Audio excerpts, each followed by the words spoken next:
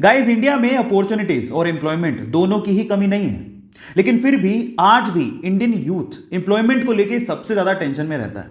यार, ये जॉब क्यों नहीं मिल पा रही? क्या आपने कभी सोचा है?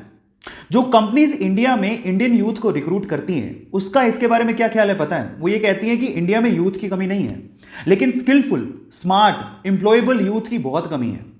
और जो यूथ स्किलफुल है और स्मार्ट है, उसके लिए जॉब की कोई कमी नहीं है। अब इसको थोड़ा मैं स्टोरी के थ्रू समझाने की कोशिश करता हूं, ध्यान से समझिएगा, जिससे आपको ज्यादा समझ में आएगा। एक बार दो दोस्त थे, एक का नाम था सतीश, दूसरे का नाम था महेश। दोनों ने स्कूलिंग, कॉलेज सब साथ में पूरा किया। मजे की बात यह थी कि उनकी सेम ही कंपनी में जॉब लग गई। दोनों ने बहुत हार्डवर्क किया पूरे साल भर बाद उनका प्रमोशन होना था। तो जिस दिन प्रमोशन था उस दिन बॉस आए। उन्होंने सतीश को प्रमोशन लेटर देते हुए कहा कि सतीश, तुम्हारा प्रमोशन होता है। तब महेश ने पूछा कि सर मेरा? तो बॉस ने कहा कि महेश, आई एम सॉरी, तुम्हें प्रमोशन नहीं मिल पाएगा, इस साल तो कम से कम नहीं मिल पाएगा, वर्क हार्ड। तो ऐसा करके बॉस अपने कैबिन में चले गए। महेश उदास हो गया। महेश सोचने लगा कि सेम स्कूल से किया, सेम कॉलेज से किया, एक साल मैंने भी हार्डवर्क किया है, मेरा प्रमोशन क्यों नहीं हुआ? अब दिमाग में उस टाइम क्या बातें आती है पता है? भाई, यहां तो बटरिंग से प्रमोशन होता है। जरूर सतीश ने बटरिंग की होगी बॉस की, और उसको गुस्सा आ गया। उसने सोचा मैं कल से नहीं आऊंगा। वो बॉस के कैबिन में गया और बॉस को बोलता है कि बॉस, मैं कल से तो नहीं आऊंगा, आई एम सो सॉरी। तो बॉस ने कहा कि क्यों नहीं आओगे? तो वो कहता है कि बॉस, मैंने बहुत हार्डवर्क किया पूरे साल भर, लेकिन मेरा प्रमोशन नहीं हुआ। अब मुझे ऐसा फील होता है कि इस कंपनी में सिर्फ बटरिंग करने वालों का ही प्रमोशन होता है। मतलब वो डायरेक्टली सतीश पे ब्लेम लगा रहा था कि सतीश ने बटरिंग की है, लेकिन बॉस तो ये जानता था कि सतीश ने बटरिंग नहीं की है। सतीश ने वाकई में हार्डवर्क किया है, वो स्मार्ट है, महेश से स्मार्ट है। अब इस चीज को प्रूव कैसे करें? बॉस ने लगाया दिमाग, इसलिए तो वो बॉस था, उसने दिमाग लगाया। उसने क्या कहा, महेश एक काम करो, मैं तुम्हें एक टास्क देता हूं, अगर तुमने वो टास्क कर लिया तो मैं तुम्हें सतीश से ज्यादा पैसे दूंगा और प्रमोशन भी दूंगा। महेश ने कहा ठीक है।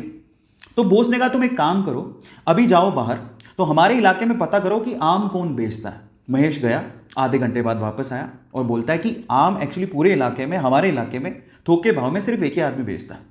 तो फिर बॉस ने कहा महेश एक और काम करो, अब जाके पता करके आओ कि वो कितने कितने रुपए किलो में आम बेचता है। वो गया, वापस आया, वापस आके बोलता है कि वो 50 रुपए किलो में आम बेचता है। अब बॉस ने क्या कहा, महेश मैं सेम चीज अब मैं सतीश से करवाता हूं, तुम ध्यान से देखना।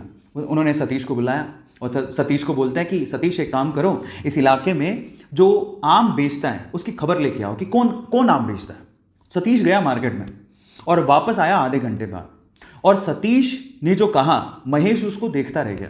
सतीश ने कहा बॉस, यहां पे आम सिर्फ एक ही आदमी बेचता है और वो 50 रुपए किलो बेचता है, लेकिन उसके पास टोटल 60 से 70 किलो आम है और वो एक साथ अगर हम खरीद ले वो 40 रुपए किलो में दे देगा। और अगर हमने 40 रुपए किलो में वो 60 से 70 किलो आम बेच दिए और हमने अगर 50 रुपए किलो में से सेल किया तो हमें बहुत प्रॉफिट होगा। और आगे आने वाले समय में हम लोग आम में भी अपना हाथ आजमा सकते हैं, आम के बिजनेस में भी। अब आप समझिए कि सतीश और महेश में क्या फर्क था।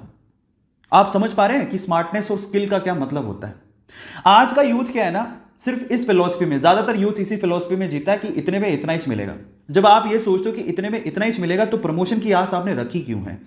वो बहुत इंपॉर्टेंट है।